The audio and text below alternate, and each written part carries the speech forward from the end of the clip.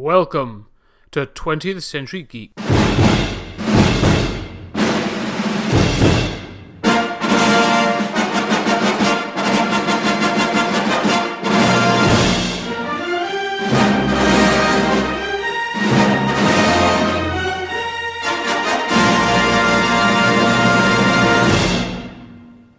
Ladies and gentlemen, welcome back to 20th Century Geek. I'm your regular host, Scott Weatherly, and yet again, the tantalising, the horrifying, the luscious Mike!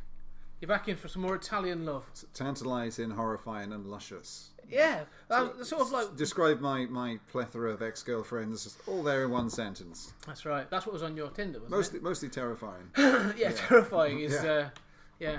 That's on your resume. That is on my resume, that's it. Terrifying from 1964. Describe yourself in one word.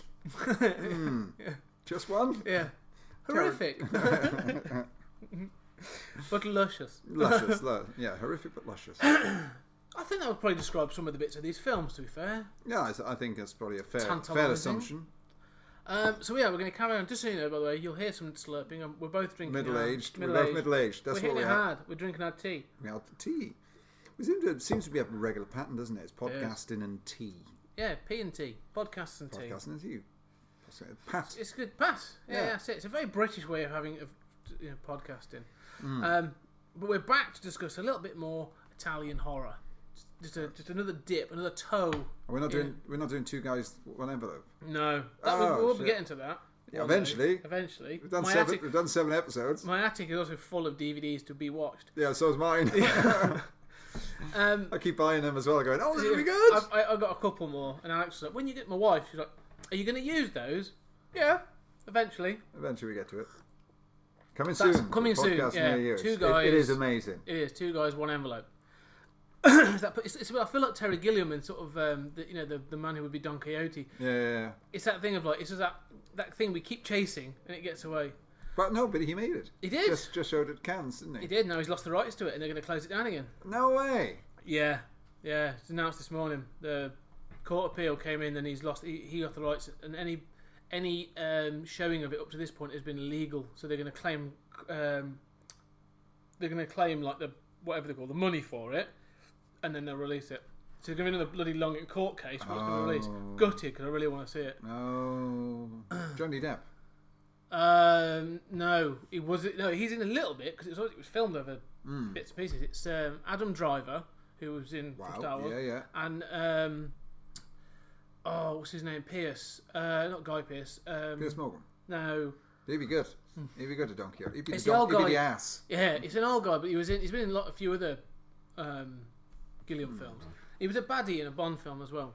Oh, Jonathan Pryce. Good friend of mine. Was he? I know Jonathan very well from West End. But that's another story altogether. He was great Fagin, by the way. Yeah. Oh, I can imagine. Yeah, he was an amazing Fagin. And he looked great in the trailer. I'm very excited for this film when it gets released. I was surprised. I'm glad Jonathan's still doing stuff. That's good. Yeah, anyway. From Terry Gilliam films, which we will cover one day. I really want to discuss. That's a good idea. I really want to discuss like Time Bandits, Brazil, and Baron Munchausen. We're going to talk Italian horror. Okay. And we picked 2. So we did Fulci last time, and Fulci is very much a sort of like that splatter horror period, late 70s, early 80s. He's done other things, but that's sort of like what he's mostly named for. Yeah. And we covered some zombies and some weird, psychic, inappropriate girls. Nothing inappropriate about girls, I think you find. So we went back in time this time, gone back a bit further. To 1960s. Yeah, and early 60s. Yeah, a bit of early 60s Italian with Mario Bava. Oh, were they mid 60s? 63 and 64. Oh, okay. So I wasn't sure. I knew there was sort of goth horror, and and I knew one of them was Blood and Black Lace, which we'll get onto, is very much linked into that sort of the development of the slasher film. Albeit very bad.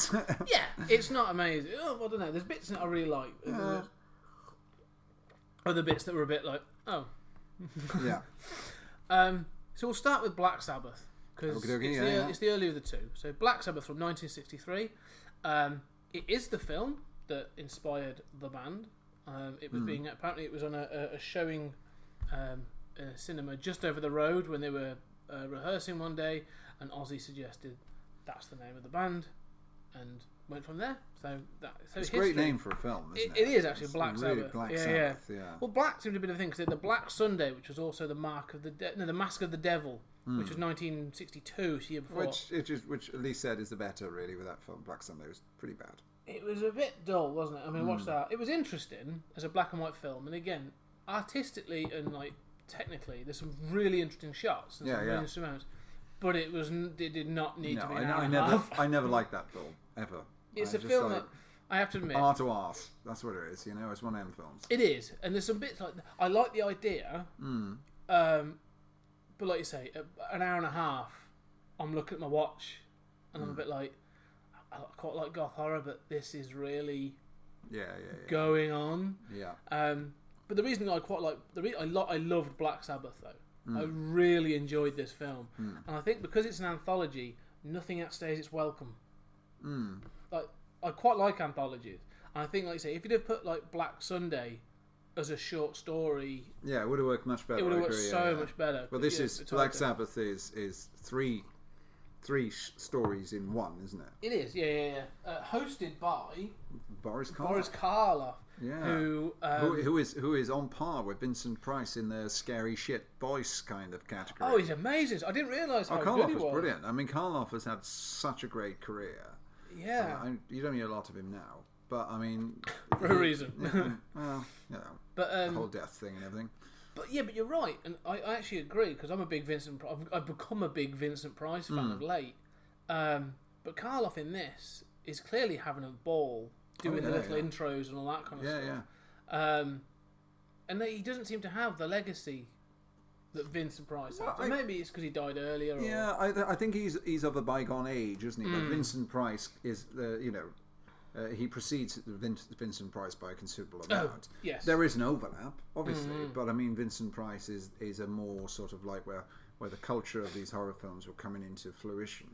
Whereas Boris Karloff was back in the Bela Lugosi kind of era, So whereas, you didn't have the coverage and the popularity like you did. That's very true. I mean, for those that don't know, and you should, obviously, that is Boris Karloff was the original Universal Frankenstein's monster. He was, yes, yeah. So he was a lot older. I mean, he's an older bloke in this. He's knocking on a bit in this. He's 63. So. Yeah, but also in this, he looks a bit like Omar Sharif. Yeah, it took me a few minutes. Is that Omar Sharif or is that Boris Karloff? It took me a few minutes. I was like, I know Boris is in this. Yeah. But I'm not... Oh, it is him. Oh, okay. But yeah, no, I really enjoyed his intros. He's clearly having a lot of fun. Like, it's all a bit horror host. Yeah, it's very Tales from the Crypt, Twilight Zone type thing. He is the Crypt Master at the end of it. Yeah.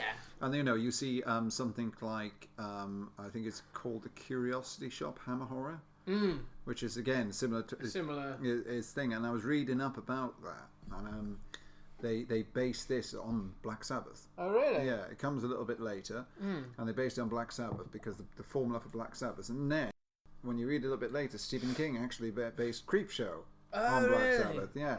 I can see it. It has its influences. Oh, definitely. Oh, I think, I really like. I've got a bit of a soft spot for anthology films like this, like horror anthologies. And when they've got when they're each bookended by something like in between each story, I think it adds something, a little something. Yeah. I think about at the time. I mean, this is 63, 64. You also got the Twilight Zone. And the Twilight Zone was massive. I mean, people don't understand exactly how important this program was, Twilight Zone. I'd love to do a podcast. We will, because I really want to do the Twilight Zone. I love the Twilight Zone.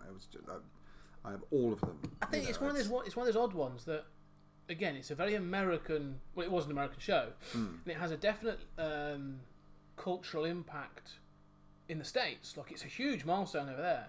It doesn't seem to have. Obviously, I don't think it was shown as much over here. You can't really. It's quite hard to find it. You can get it on Blu-ray and DVD. You can get it on Blu-ray. All 5 seasons. Yeah, but all come to me. The influence it had on other shows, is undeniable. Like, Tales of the Unexpected was our equivalent. But even the format, even goes through things like the X-Files and anything like any TV show, like that thing of like there's one-off X-File episodes. In many cases, they're like a Twilight Zone, but you're just taken through the story with a Mulder and Scully. That legacy, I think, continues for many, many things. we will do Tales from the Crypt. But I mean, the difference is, I mean, I see where you're coming from with the Twilight Zone. However, there is a bit of a subtle difference, is because when the thing is about Black Sabbath, there's 3 individual tales. Yeah, you got 3 individual tales, and you get the individual tales of the X-Files.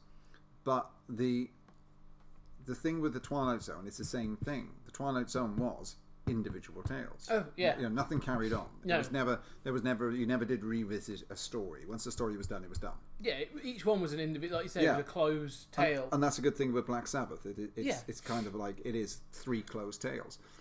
So it's interesting to see if based on the Twilight Zone is where this kind of comes into that concept come into that. Because I think this was more made for, although it was an Italian film, but you have the introduction of Boris Karloff, and there's 2 versions of this. There's the European version and the American version. But it's clearly made for American audiences. Yes. Yeah. Because the other influence I see on this really heavily is like EC Comics. So like the Tales from the Crypt kind of comics, you know, those sorts of like Tales of Mystery or sort of like, you know, Tales from the Grave. All those comics, like each one of these is almost like there's a sort of, what's it, like a moral, but there's like a thread. Each story has like a thread running through it and stuff, and it, you know, there's a little uptick at the end, that sort of thing. Yeah. Which I really enjoyed. So yeah, I think this film is very much of its time, but yeah, you're right. It carries it. It's like an influencer, but I'll be fascinated to see where its influences come from as well. Yeah, yeah. But yes, just touch on the stories then. So you've introduced with good old Boris. Yeah. And then the first story is the knitting lady. She's knitting. Do you remember? She picks up a knitting at the beginning. Yeah. And then the phone goes. It was the phone? Yeah, she's wrong. Yeah. And she just throws the knitting down. And you're thinking, you have never knitted anything in your life. If you did that, you would ruin your knitting. Yeah. You can't be that heavy-handed with knitting. So I found it very unbelievable in that regard. That was it. You spoilt my entire film. You were out of it. Yeah, that was it. You know what? If you can't look after knitting, you can't look after my time. You're taken out then. Yeah. I'm out. It's just too unrealistic. Yeah. Yeah, this whole tale though, yeah, she goes off. She's called in. I don't quite get what she's supposed to be, like a nurse or of some sort. Masseur? Yeah, possibly masseuse. But she goes to a really decrepit, quite beaten up, like you don't see much. It's all sets, obviously. It's all closed sets. Yeah. So it's like a big house, and she goes in. And there's like an old nursemaid, an old maid or something, and she's gone. What's she doing with a fire? This is what I don't. Do you remember? Yeah, I noticed. Yeah. What? Yeah, it was the sets are made to look incredibly creepy because this. Well, it's just low lighting. It's everything is low lighting.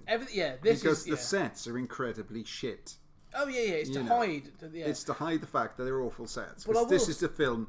The one thing I will say, Black Sabbath is a film on a budget. Oh god, yeah. This was low budget. Yeah. So everything in this film, all 3 stories, if you think about it, are considerably dark. Not in content, in visualization. Oh yeah. Everything is low lit. You know. But the lighting that is used, and I think that's why they go for the stylistic lighting, isn't it? So like someone's going to be lit with purple or red or blue. And it's never like a bright colour. It's never like a bright green or a bright yellow. Like you say, it's always quite a stronger, darker colour. So like there'll be like a light coming through a window that's a red. So yeah, you're not flashing too. You can see what's going on, but it's not illuminating the set. Yeah. And you know why? It's because if you notice, I think I'm not sure if it's the ghost one or it's the vampire one, whereas you look and you go, hang on a sec, I'm sure they're in the same room as they were in the first story. That's in the vampire one. It's in the vampire one, and it's kind of like, but it's just lit in a different way. Yeah. And they've blocked this off, and you're like, there's a wall there, wasn't there before? Yeah. What's going on there? So she walks in. Apparently, this older woman has died, and she's in her bed, and she died halfway through contacting the dead. Which was convenient, right? Yeah. And so she's lying on her bed in like a state of grimace, like a rigor mortis, but with like a real grimace on her face. Yeah, like she's been terrified or something. Yeah, like her eyes are open, her teeth are bared. The face, because so it's clearly all like a model, isn't it? That's a bit like you know your wife Alex looks like when I'm going down on it. Terrified. Terrified. And your child looks when I go near it. Yeah. So it's like. It's a model, but I really love, for some reason that model. She was no model She was really old, saggy. She was no model. I don't know which one you were trying. No, but yeah, the sort of the pop, whatever it is they've done with it, it looks really good. It's really effective, and it's well, despite being low light, I find that it's well. But it's done lit. well. No, it's done well. It looks incredible, and so the bit when she's creeping up to sort of like see if she's alive and stuff like that, really like creeped me out. It really creeped me out. I was really bothered by it. I was sat in the dark watching it, so that probably didn't help. Did you expect her to go boo? I was expecting movement. I was constantly, because lots of movement happened with dead bodies in Blood and Black Lace, but we'll go on to that in a little while. We'll get on to that. Yeah, so it just and the thing she does, she sees this woman's got this rather large jewelled ring on her finger, and so whilst the elderly maid is distracted, she steals the ring, pops it down the top, and then like, yeah, she's dead, we're done here, sort of thing, and goes off home. And then upon returning home, basically, it's like I say, she gets her comeuppance. Like the ghost follows her home. You have my ring. Yeah. You have my ring. But this is the bit. Like, there's no the talking. The dialogue in that first bit is minimal. Oh yeah, it is. It is a very non-dialogue kind of. This first story. The first bit, yeah. But again, I thought this was really well done when she sort of like she appears. But wouldn't you though? Wouldn't you? If you went to see an old lady, right? And she was dead, wouldn't you put her ring on your finger? I mean, you mean insert your finger into her ring? That's exactly right. Yeah. Well, you got to take a temperature. You got to take it. Yeah. So is she dead? Yeah. Yeah. She didn't object, so she must be. Yeah. Hashtag How about that? Hashtag me too. Hashtag rehypnol. Yeah. But again, they use the puppet really well at this end bit, and it's pretty well edited to sort of like to get the effect. Because she gets in, she hears all these noises, and she's having like a drink or a dinner or something, and she hears a noise in her bedroom. It's all black. It's like completely pitch black, and then like a light comes on, and the body is lying in her bed, and she shits it, and she runs into her. Wouldn't living you? room. Oh God, yeah, I'll be terrified. That thing looks me, terrifying. do you mind moving? I'm trying to get some sleep. Yeah, budge up. She looks at she runs into the living room, and he gets into it, and it's sat, and this is the one I loved. It sat in the rocking chair in the living room, stroking her cat. Yeah, playing with her pussy. That really freaked me out. Yeah. It was just really, and then she backs out, and the hand appears around the door. Yeah, that's good. I like that. Yeah, and then eventually it drives her to throttle herself as a punishment, like through psychic means or whatever. And so the comeuppance is like, this ghost will come and get you. You should have returned the ring. But then, but what happens to the ring afterwards? This is the bit that didn't answer. It's like, they do. So the stinger is obviously the body, the woman who strangled herself is found by the landlady, and she's like, we've called the police. I had to call the police. Oh yeah, and she says like, I don't know what's happened here. It looks like this ring something was yanked off her finger, and you just see the landlady give like shifty eyes, like, "Well, it wasn't me. Wait, don't look at me." And then obviously. It's going to happen to you. The story's going to continue. Yeah. Who's going to haunt her though? Do you reckon it's going to be the old lady, or do you reckon it's going to be both? I'd love that, wouldn't it? So that's collecting them. So the more people die, the more ghosts there are. That'd be pretty cool. But that was like, it's about 15 minutes long. It's not very long at all. No. It's sharp. It's punchy. It is low, but the whole film looks low budget. But this was where, compared to last episode, where Fulci is bright daylight. It's quite it looks quite 70s. It's quite stark. He wants to put things on screen. This was like I say, was very different. A very, very different experience, and I would say more stylistic. Yeah. Than Fulci, and like you say, subtle. It was a subtle film. It was. I mean, the scares are quite subtle and quite easy to do. I mean, the hand and everything like, and you kind of think to yourself, well, Fulci, what he done is he does shock horror. Yeah. He is basically the Hostel of the 1970s. Yeah. But I mean, this is the first story. I had no problem with. I thought it was pretty cool. I really enjoyed the first story. Second story. So the second story. It's a filler. Yeah. It feels it's more like it's not a horror. It's not a horror. No, it's a thriller. It is. And also as well, it kind of like doesn't exactly know. It's a kind of time to get up and make a cup of tea before the real one starts at the end. It is, isn't it? Yeah. So we're going to give you some interval time. Yeah. Here's another 15 minutes for an interval. Go make yourself a cuppa. Yeah. You're not going to miss anything. No. Weirdly, it lasts about another 20 minutes. It's about 15, 20 minutes long. Yeah. And the story is, a woman gets home. Again, there's no explanation for these stories. They are snippets, aren't they? She gets home, receives a phone call from someone who's supposed to be dead. That's some pattern, yeah. Yeah. And you're supposed to think, it's supernatural, it's supernatural. And she starts hearing things around her apartment. So she calls her friend.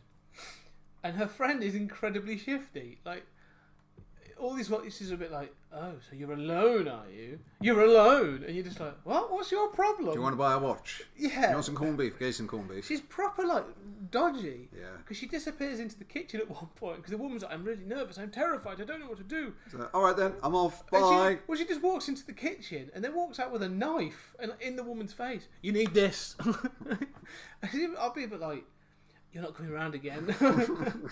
You're not helping at all. You're useless. Yeah. And it doesn't... It tries to be... I'll tell you what it tried to be. It tried to be a Hitchcock film.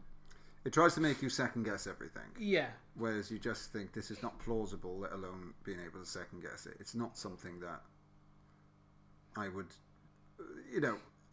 intellectually speaking, find a plausible story. No. Because the twist in this is... The actions aren't plausible. No. The reactions of the woman isn't plausible. She's not great. Okay, all right. I suppose if I come out of your kitchen wielding a knife, you'd probably think that's quite normal. Yeah. Because it's me. Yeah. But she was weird. There's a bit of a difference. Like you say, yeah. And she doesn't have a cock and balls. No. But the problem with it is, like I say, it's clear like she's called on her best friend, but then the woman does not act like a friend at all. She almost threatens her. Go to bed. She's go to bed. All right. Sorry. It's like us when we were wrestling John Nursel. Yeah. Go away. This is my show, my belt. Yeah. All right. Go on then.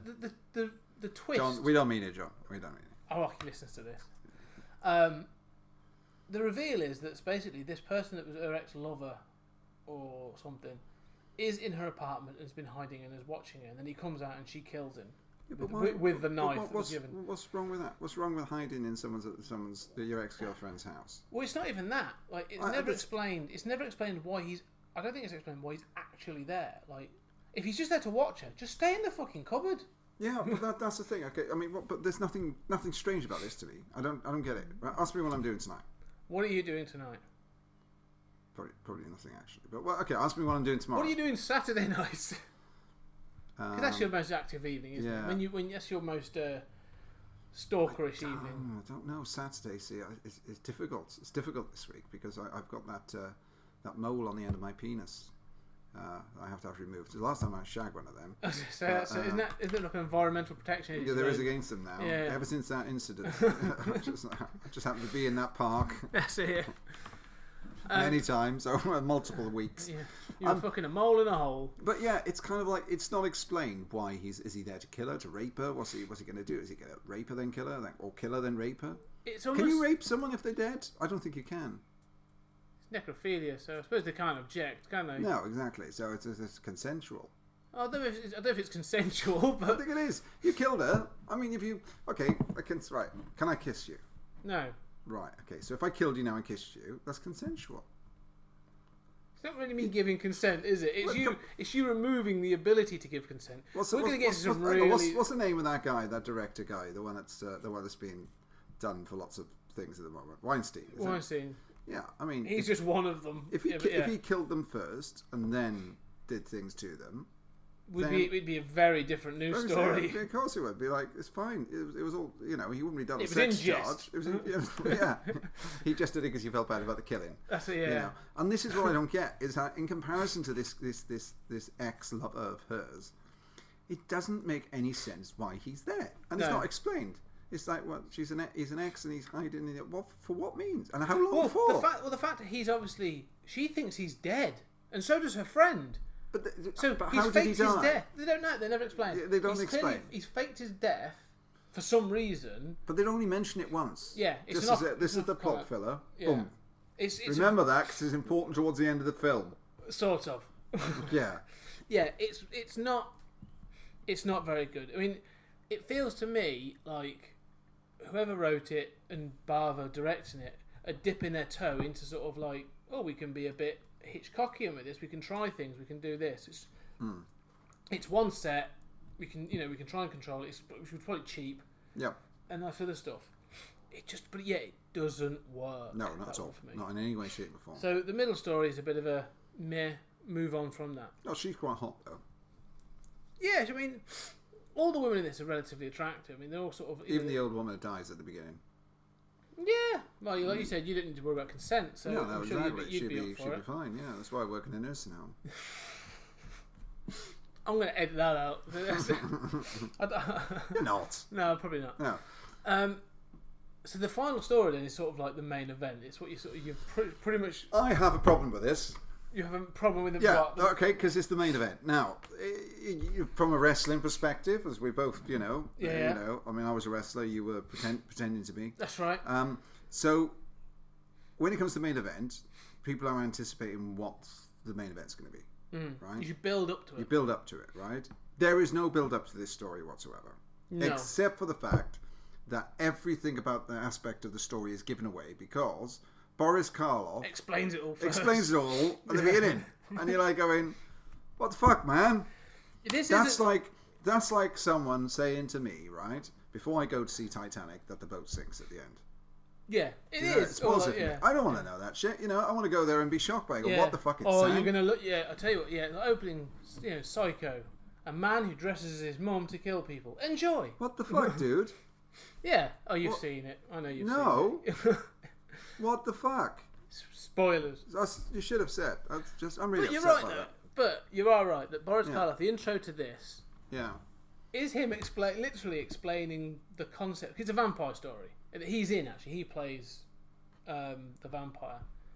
But yeah, there's no sort of like tension in that first bit because he literally explains what it is. Yeah, and you gotta go.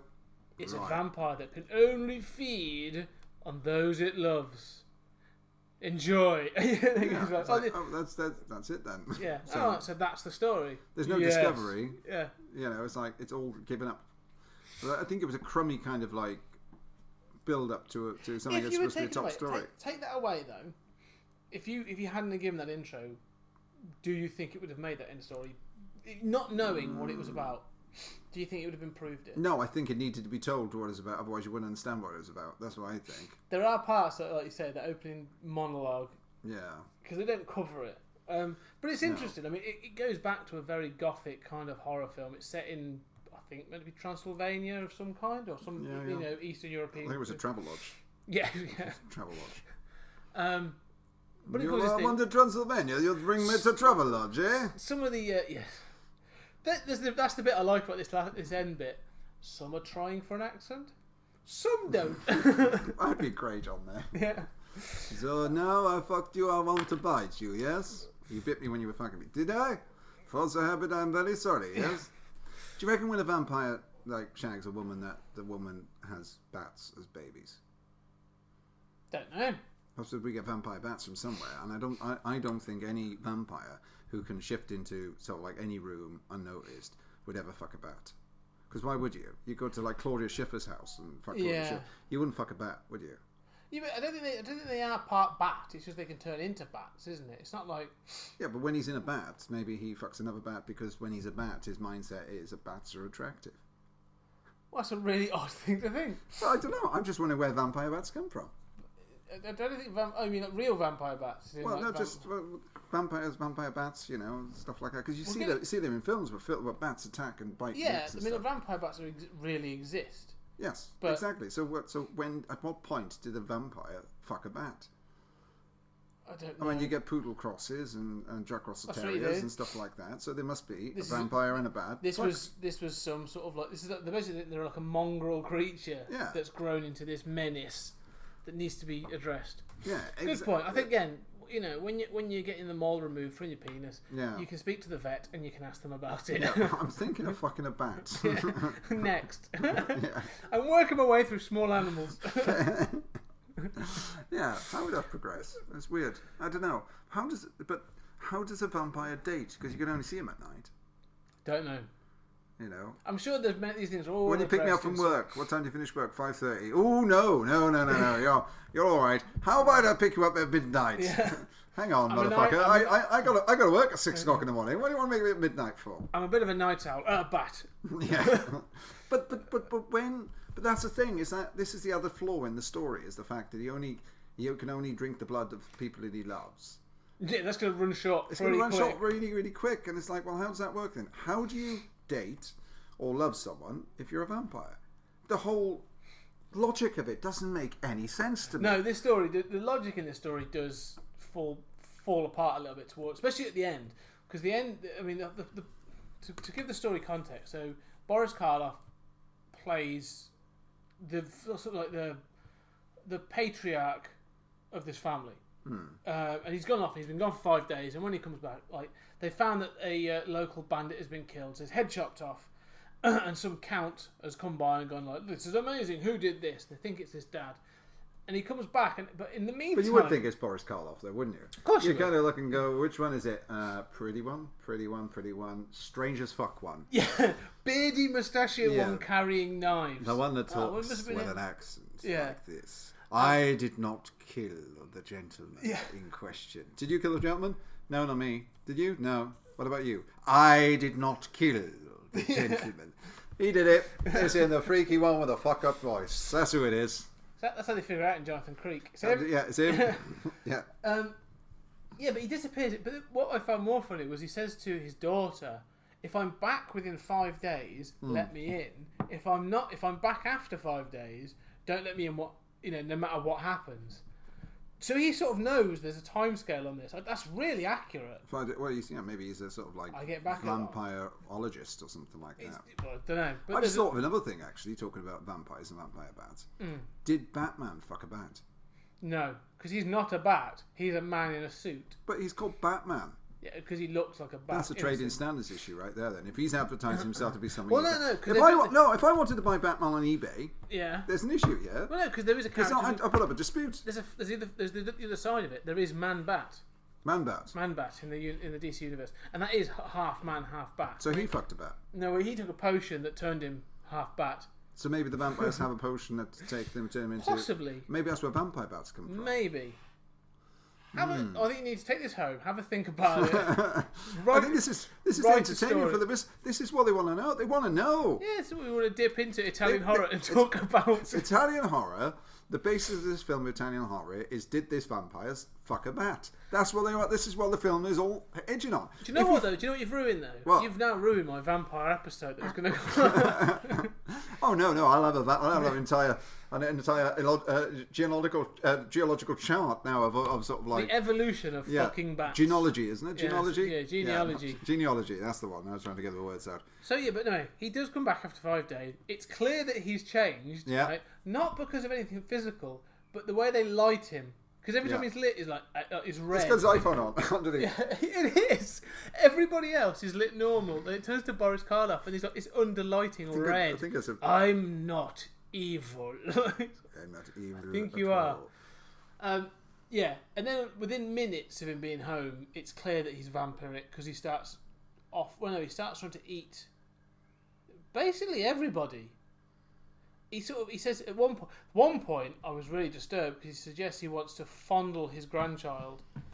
It did actually suggest something like that. There's some images there. He wants to eat the boy. He wants to eat his. Yeah, I mean, he's got a rapist's eyes, isn't he? It's his eyebrows, isn't it? Just like looking at pictures of Boris Karloff, and he's got incredibly. That's Boris Karloff backstage with his top off, staring into the camera, ready to be mounted. That's a very sort of like a donkey saddle. 40s look, isn't it? So as you're looking at pictures of Boris Karloff. Yeah, so that's really good for radio, looking at pictures. Well, I'm just trying to see if I can find one of the underlighted shots that you. If you go to IMDb, it's on there. Is it on there? It's on the first page. So if you do want to see this as we look at it, go to. There you go. Let me just find it. So look, I mean that's freaky shit, man, isn't it? Look at Boris Karloff. He's so fucked about. Yeah. Oh god. Yeah. He enjoyed it. There you go. That's it. Yeah, that's yellow. That's a nice yellow light. That's a yellow one. That's Cancer Karloff. That one is. Yeah, that's Jaundice Karloff. There you go. That's him. Yeah, I mean, it's got his Tina Turner hair on there, really, isn't it? As it looks like. He looks like he's wearing a wig on top of his hair. But it's kind of like weird because he it's kind of he's a complete polar opposite to what he's normally like. There you go. That was amazing. Yeah. Purple. His face is purple, and no one cares. No one notices. But it gets worse as he becomes more aggressive and more messed up. But the story itself, I quite enjoyed the story. Yeah. It's quite good fun. It has a bit of a daft ending, but it has the also thing that I always find hilarious in these films. The Count, who just happens to be passing on his way to from wherever, falls in love with one of the daughters, and so it can then continue that cycle of like you have to eat the ones you love, because once he's eaten all the family, like there's nobody left. I think eating your daughter is a bit weird, really, if you ask me. Well, it's all very it's all very incestuous. It is though, isn't it? Do you know what I mean? It's kind of like a little bit. It feels very awkward in the film. Yeah. But again, stylistically, because if you're going to eat, surely if you're going to eat your, I mean, I don't mean this in a sexual eat way. I mean in a you've got a cannibalistic kind of way. If you're going to eat your daughter, you don't love her very much. No, it's a weird thing because it's sort of because he turns them all into vampires with him, doesn't he? So maybe it's sort of like some African cultures or something like that. Historically, right? When where cannibalism was rife in popular society, within the tribes and things like that. The people used to offer themselves to be eaten as a pathway to the next stage. That's true. That's not me being funny or anything like that. But this nothing ever is. No, but no, I've never cracked a joke in my life. Well, I think they're jokes, but no one else thinks they're jokes. But anyway, the fact is that maybe it's of that kind of thing is that he's distanced himself from. Maybe. It's like when you have sex with your mother. It's the same sort of like thing, You heard about it, don't you? People have sex with sisters and mothers and stuff like that. And mothers fuck their sons. As screwed up as that is, maybe when you're doing the act, you distance yourself from it. From the relationship. And that's what I thought about this, is when he was on about, you have to, suck the blood of your loved ones. I'm thinking, that's like, you have to distance yourself away from it, Yeah. It's got to be something there. Well, he sort of acknowledges at one point that he's no longer the person he was. Like, he is now this creature rather than the there has been a change in him to distance himself, I suppose. It's like, when me and you have sex, we have to not think about our wives. Yeah. That sort of thing. Not that I've got one. Yeah. In your face, on your face, married lad. That's it. Yeah. I've got damn the security that I have in my relationship. So it ends with the daughter, because he does eat all the family. And he does. Because it gets the. But no one goes. Where's Trevor? I've seen Trevor for a few days. No, it happens like one night. No, it happens like overnight because he kills them all. Because he actually. Yeah, but he's like a ninja. He is. Yeah, well, he's a vampire. He kills and eats the son, doesn't he? Because then they have to bury the son.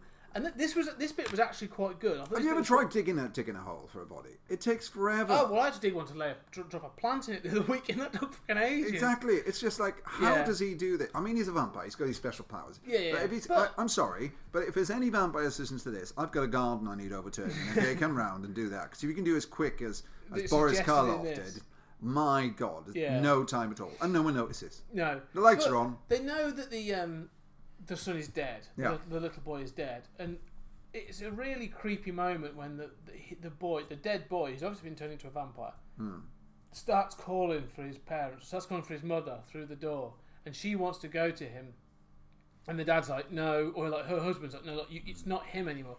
She actually shivs him, like she stabs him, to get to her son.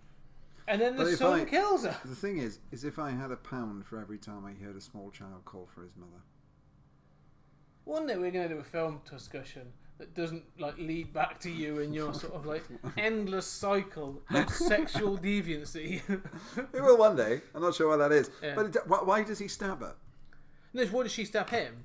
Because he's trying to stop her from letting the little boy in. Because they know that boy's become a vampire. Yeah, but he kills her. No. The boy kills her. That's what I mean. But why? Why? Because he can only kill the ones he loves. So he eats his mum. He sucks the blood from his mum. Oh, that makes sense. Oh, so he was already. Yeah. So Karloff kills the boy. Oh, I didn't get that. Karloff kills the boy. then they have to bury him, and then he comes back from the grave and he attacks his mum. And that's where the husband's trying to stop her, because he's like, no, he's a vampire now. Like, don't let him in. And then she does, because she stabs the husband. Yeah. Overall, though, there are faults to this problem. Sorry, there are faults with this film. The middle story's lame.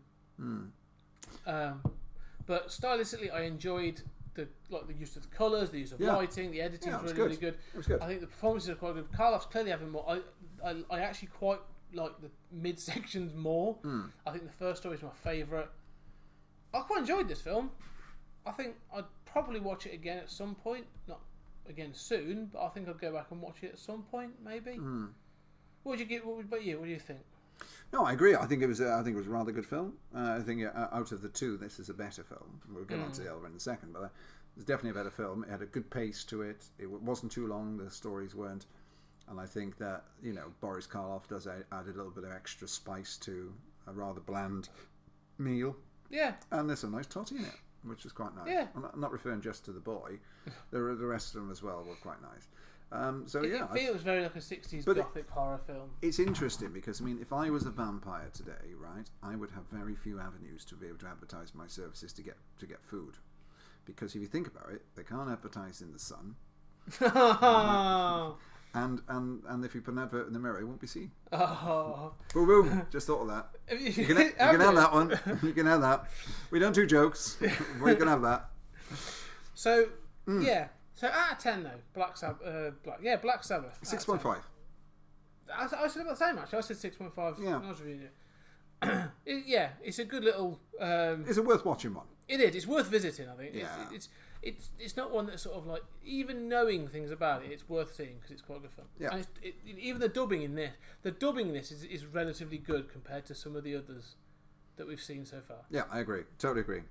So. Let's go forward a year to 1964. Boom. To Blood and Black Lace. A film that promises nudity, sexual scenes of a graphic nature. And violent murder. That actually doesn't show any of them at all.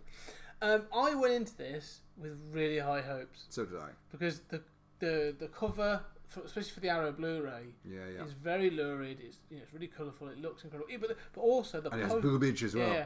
And the posters in it, the poster for this from the time looks really good. Yeah, it looks agreed. like, this is going to be a really good film. Was yours dubbed or was yours subtitled? Dubbed. Okay, I had to watch the subtitled version. Oh, okay. I watched it on Shudder, and so I didn't have the dub. So I'll be interested to see because I obviously had the original. Well, no, it's dubbed still because that's all they did. They dubbed out all of them. But of course. the Italian dub. Mass market. That's why. It's because he knew that his films had to sustain a mass market. Yes. Yeah. So perfectly plausible. So most Italian directors did. Yeah. Oh yeah. It was a standard thing I think to do. I wanted to say that the plot. I understand the plot. It sort of made it explicit at the end and everything that's gone on. But yeah, just give me your first overall thoughts on this film. I thought it was very drawn out. I thought it didn't have anything that it described on the cover. It was just it was like having a really hot girl sort of like lure you into bed and it'd be over in 60 seconds. Yeah, it's really true because, like you say, this film, even like the opening credits, the way it's filmed, is really stylistic. It's well lit. You've got really strong colours. It looks really suspicious. And I knew this wasn't going to be a gore fest, as in sort of like it's not going to be because it's the 60s. It's not going to be that. Yeah. But I was expecting something a bit more shocking. Yeah. And then it sort of just. It's not. It's a Boston Strangler film kind of thing. I mean, I said Boston Strangler, but it could be a Sherlock Holmes adventure. Yeah. I was really. The Sherlock Holmes and the mystery of the strange hooded. I mean, how does he breathe in there? How does he see? It's just like we've worn hoods. Yeah. But we know how difficult it must be like. It's the thing with this. The thing with this, I found with this film. So the plot is there is a fashion studio, which is very Italian. I don't think they exist anywhere else in the world. Yeah, just Italy. So what is this? It's a house where we make clothes and models wear them.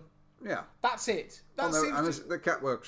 There's a catwalk. Yeah, they do every now and then. They do catwalk shows for fun. It was very bizarre. So the girls start getting killed off one by one, but when the first girl is killed, it's found that she has a diary Now everybody seems interested Which in this is a complete nonsensical plot that doesn't go anywhere. Well, no, it's basically like the diary. She seems to know the secrets of several people in this, so everyone is a potential suspect. Yeah. That's what it's aiming for, isn't it? She was killed. There's this diary. Everyone looks suspicious. But then they go, oh, diary's in a fire. Oh, well, that's that gone now. Let's move on to something else. That one didn't mean anything. Yeah, it's like, what? They basically reveal everybody's secrets, burn the diary, and then they're like, yeah, it wasn't them. Yeah, exactly. You're just like, oh, all right. It's not. It's in Italian. There is a type of film called a giallo film, which is a murder mystery. It's a sort of meant to be an intense murder mystery thriller. Sort of thing, right. So examples of that is this. The Bird with the Crystal Plumage. Oh, great film. Deep Red. Good film again. Tenebrae. Those kinds of films are all considered giallo films. Yeah. So, and this is in that camp. Now, the other reason I got quite excited by this is because when I did some research before I watched this film, several people noted that following Psycho, this is almost like the next step. The giallo films, and this one in particular, the next step in that the masked killer, slasher film. As they, that sort of like. But in Psycho, only one person dies. Yeah, but it's almost like they always consider it like there's the birth of a slasher film. No, more than one person dies in Psycho. 3 people die in Psycho. Yeah, but it's that birth of the Psycho killer, the slasher killer. Yeah. And I was like, oh right, this is really interesting. It's another European take on this. It'd be quite interesting. And it's just not. It's a bit tame, and I don't know if it's just the era. But compared to Psycho, again, this looks. It goes to me. If you're comparing this to Psycho, it's way down from Psycho. Oh God, yeah. The Psycho, that was my expectation. Psycho was a psychological journey, and with a huge twist. This is not that at all. This isn't taking mass murder films to the next level. This is going a step backwards. This is a film trying to discover what it wants to be and not being anything it promises to. That's the thing. It's a huge disappointment as a film. It is a disappointment. If you think about it, 1 year has passed from the last film, Black Sabbath, to this film, and you think to yourself, what went wrong? Yeah, because you got the formula right on the last film. It was good, but what went wrong? And again, the same thing. I think the Blood and Black Lace could have been told as a short story. Oh, again, the thing is, I say the plot of all these films the plot of this film, like I say, the same with that Black Sunday, is just stretched out. Like we said, in this one, like you say, there are scenes that just go on, and it's very. There's like. I know it's European, but there's very soap opera kind of acting, isn't there? It's all very dramatic and very sort of like. And you can't invest with any of the characters. You can't invest with anyone because there's no particularly any lead character in it. Well, there's no one likable either. No, everybody's detestable. Yeah, because everyone's done something wrong and everyone's corrupt. You kind of think you hate everyone, and you go, I don't care who dies now, because you follow a character and you go, right. So the one who pinched the diary, she's going to be the lead character. She's going to be the damsel. She's the Nancy. She's the Heather Langenkamp of the story. And then she gets killed. Yeah. And you're like, right, okay. And it's the one that goes to the museum thing, the person that has loads of really expensive shit and was supposed to be his home. Yeah. And you're like, oh no, it's not her either. So she's been killed. And you can't invest any time in any of these characters. That's the thing. You're right, because you keep following people's stories, but then they draw that story to an end. Yeah. And you're like, well, I was following that. There's no final girl. No. For you to follow the thread through, there's no one providing you with that narrative. It's not Scream, is it? It's not Scream. You know what I mean? It's not the kind of like. No, but I will say this though: watching this gave me a new appreciation for Scream. Oh, it's interesting. I said that then. Yeah, I didn't know that. We didn't talk about this prior. But it did because in that sense that I saw similarities in that, like, because Scream is a slasher film. Yeah, but it's not a supernatural slasher. Like it's not a Freddy, it's not a Jason, that sort of thing, or a Chucky. It's or even like a Michael Myers that just sort of like keeps coming at you. It's a human. Scream, for all intents and purposes, is a whodunit. Yeah, or is who is doing it sort of thing. And that's very much what this is. So when I was watching this, Scream, and especially because of the costume with the hood over the face, that when it's lit, it looks a bit like a face. All I could think was, Or a Watchman character. Yeah, or like Rorschach, yeah. But all I could think of was, Scream did this better, And granted, it's 40 years later or whatever, or 30 years later, but even to my mind, I was like, there's no tension here. Like, the thing it was missing is, and you're totally right, it was missing a central character for you to follow through. Yeah. The only one you get is the police detective. Yeah. And he only bobs in and out of the story. He bobs in and out and goes, what happens? Oh, they're dead. Right. All right then. What? Jimmy. I'll go and see him now. And off he goes. He is the Boris Karloff of the show. He is the filler. He's the He's the exposition. Yeah. Because at one point, I do like this. There was a great point in the film when one of them gets killed, and they're like, "Oh, it's not what we thought it was. Maybe he's a sex maniac. Well, we better go back to scratch." And then walks off. Yeah. And you're just like, what about the one when they turn up at the house, and then they turn up downstairs, and then he carries her all the way upstairs, and you think to yourself, well, so you're going to chuck off the building now, right? And then because that body ends up in the boot of a car, or ends up somewhere else, and I'm like, wow, that was impressive.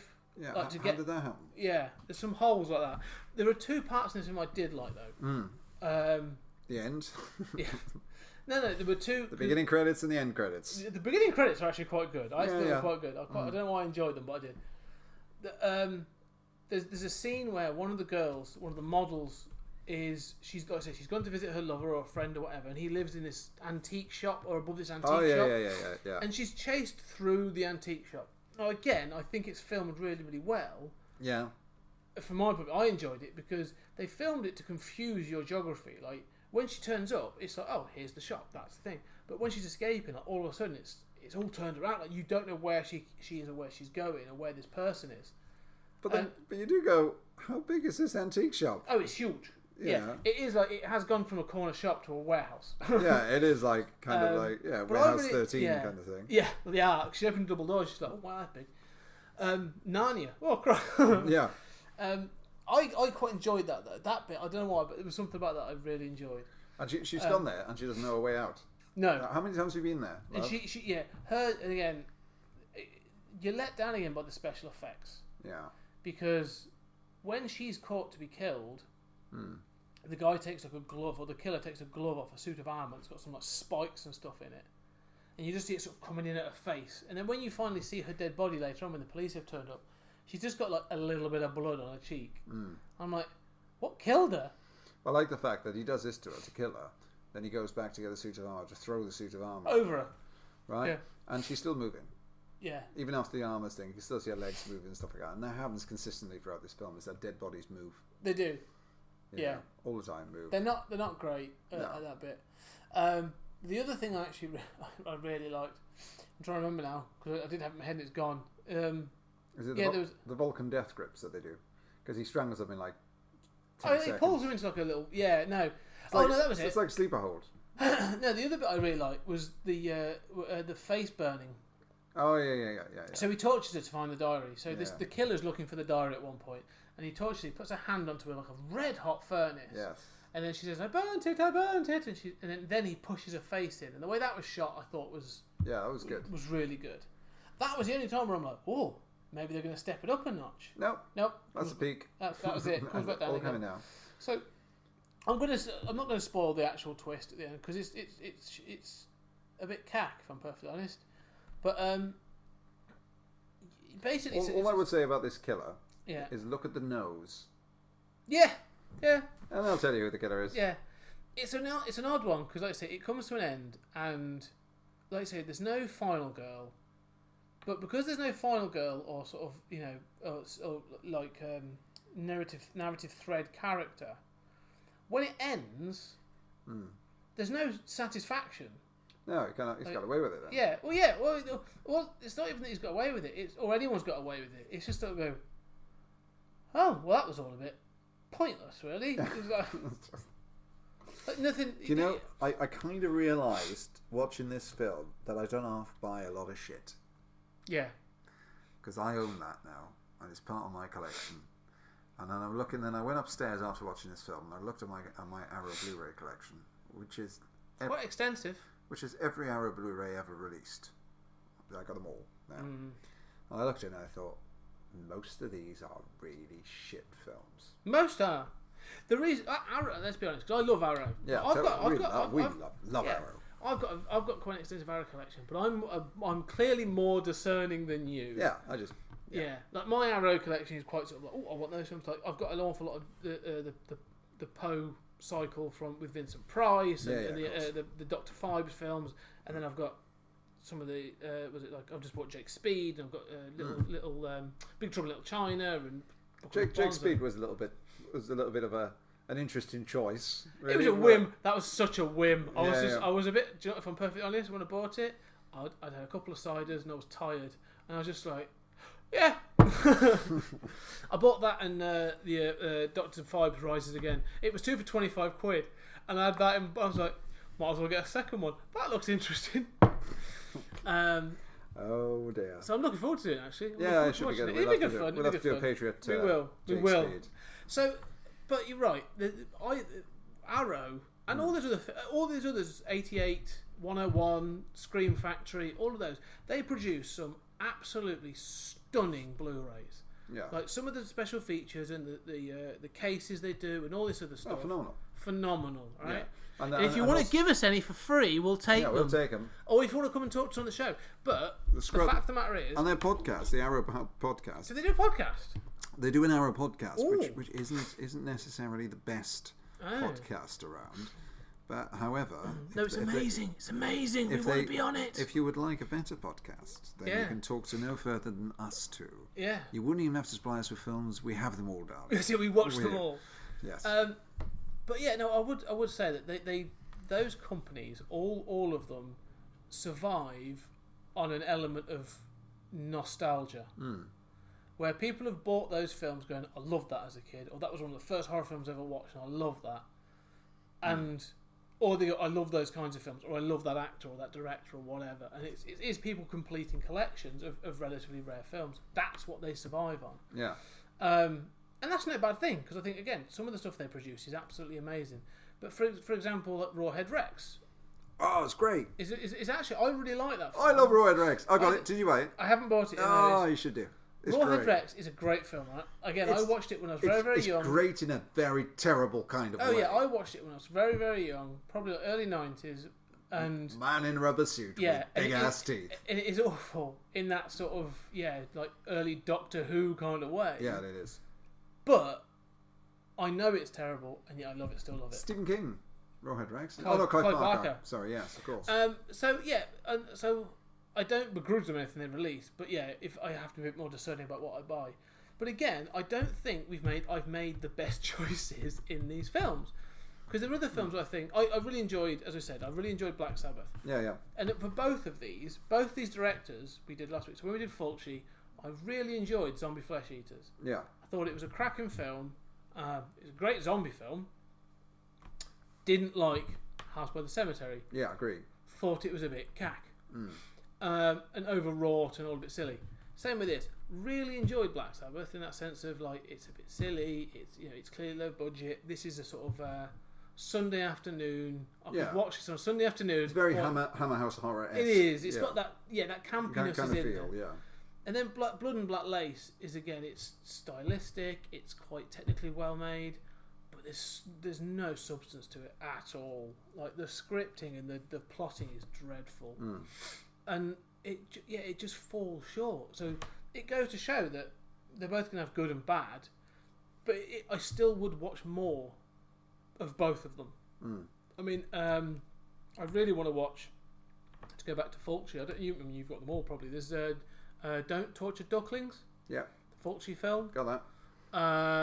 And then for Bava, there's another one. Is it Fulci's Baron Blood? Is that Baron Blood? Yeah.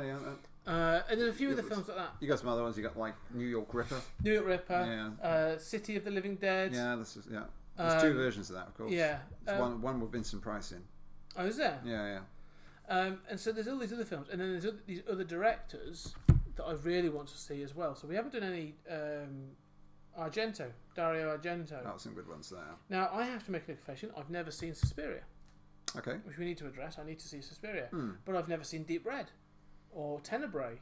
So I need to see these films because I think some of them seem... Maybe borrow them. Maybe not buy them. Maybe just borrow them. Yeah. And watch them that way. Or come around my house and watch them. I think we should. I think we should do watch a couple watch them in our pants. Yeah. And drinking tea. And eat cornettos. Because you can't get more Italian than cornettos. That's right.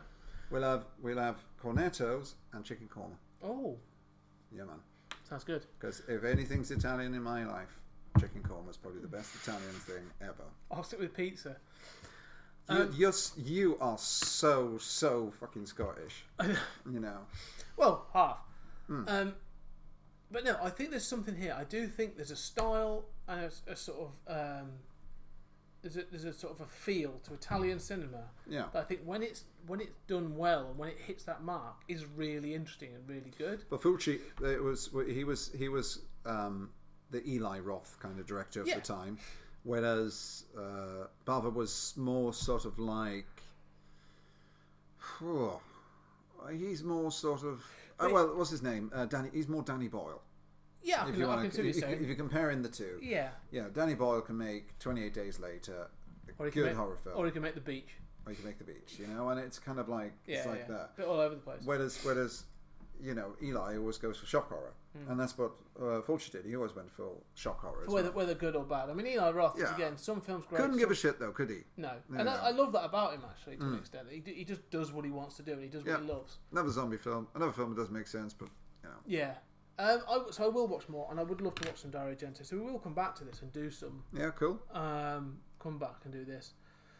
Because like I said, there's others we've got to talk about. And they've remade Suspiria, and it's coming out, I don't know if this year or next. Oh, they remade it. They've remade Suspiria. Oh no, it looks interesting. It's being made by a European, I think, Italian director. So it's not. It's got some American. If it ain't broke, don't fix it. Suspiria is It's a classic. Good film. So, I think this has been an interesting little experiment. It has. I'm glad I've been able to do it. I've had more fun doing this than anal. Yeah. Be it giving or receiving. Probably both. Oh well, that's high bar. I should stay away from these bus stops. To be honest, it's not good for me. They're a dangerous place to be at night. So we will pick up some stuff again. Cool.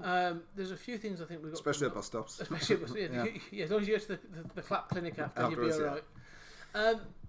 So later in the year, the couple of things we've got going up. There's going to be some changes for July because I'm going on holiday next week. So to Italy. To Italy. There's a reason I did this now. You see, it all comes together. It's all connected. So I was going to do. Am I looking after your house when you're away? No, or anything of mine for that matter. What about watering your plants? No, because you'll just pee on them. What about you looking after your pets? We haven't got any yet. I know, but you will have by the time you come back. I'll make sure you have some. A mole, a terrified mole. A mole. In your shower. Yeah. Just shivering. He did such terrible things to me. Or a very, very nervous bat. Yeah. Just don't turn the lights on. Don't look at me. So I was going to do a complete sort of retrospective of the Die Hard series. Oh, I just bought them on Steelbook, actually. Funny have you? I've got all the Steelbooks too. Oh. They're incredible. They're really nice. Yeah, they are nice. Even the shittiest one, which is totally, it's a lovely Good Day to Die Hard. Yeah. Shit film, but we'll get to that one day. I want to do two episodes on a Die Hard point of view, and can't do them in July because I don't think we've got time to watch all the films before I come back and have to do a show. So I'm doing something different. But for August, do you want to do Die Hard? I do Die Hard because the episode is going to be episode 1 is a franchise overview. Right. Okay. Episode 2, Die Hard Inner, as in, Under Siege was Die Hard in a boat. Yeah. Okay. Or do we watch them films as well? Do we? No. We'll just discuss all the other Die Hard. All the Die Hard rip-offs that came after. Like so. Yeah. There's. I mean, I'm sure there'll be lots of executive decisions. Executive decisions. Yeah. Air Force One. You can name loads right now. I mean, I'm Speed. Speed's a great one. Yeah. Die Hard on a bus. Speed 2. Die Hard on a cruise ship. Didn't Steven Seagal do that? No, it was a big boat. Yeah, so there's all those I think we should do. I want to do that and talk about all those. Yeah. So It's 30 years old this year. What, Die Hard? Die Hard, 1988. Flip. Yeah, so... Oh my God! And how old do I feel? 30 years old. Goodness gracious! I was like 6 when it came out. Yeah, it's crazy. So next month I'm looking at some sci-fi comics. Yeah. And then in August, then you and I we're taking it on.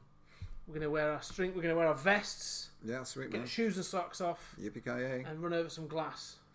Yippee-ki-yay, motherfuckers. Yeah. Okay, so wrapping it up. I was going to say that you want to say anything, but I'm not. No, you've said enough today.